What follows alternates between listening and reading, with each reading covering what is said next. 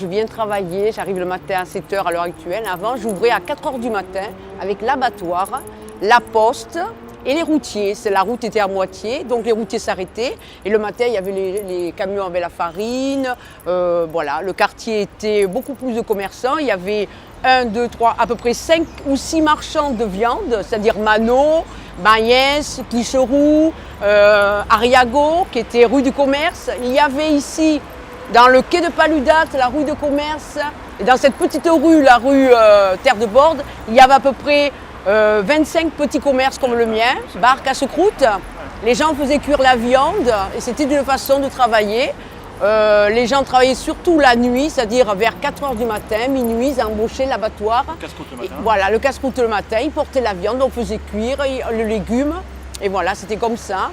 Et il y avait il y avait salon de coiffure, il y avait alimentation. C'est une rue qui était assez vivante. Il y avait les gens qui étaient aux abattoirs, c'était des gens humbles, c'était un travail qui était très dur. Les femmes qui travaillaient avec des boyaux, avec des rats au milieu qui traversaient. Ces femmes, je ferme les yeux, je les vois toujours.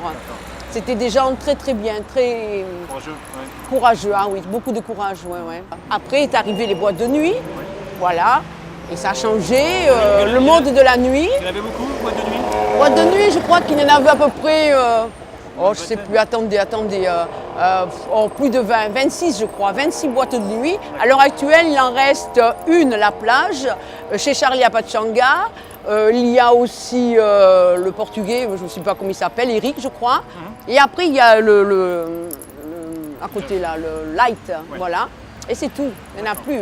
Et maintenant est arrivé donc la caisse d'épargne qui m'apporte beaucoup de clientèle, qui sont très, très gentils. Et vont arriver le musée contemporain. Et voilà, et moi je ne sais pas si je vais rester ou si je vais partir, voilà.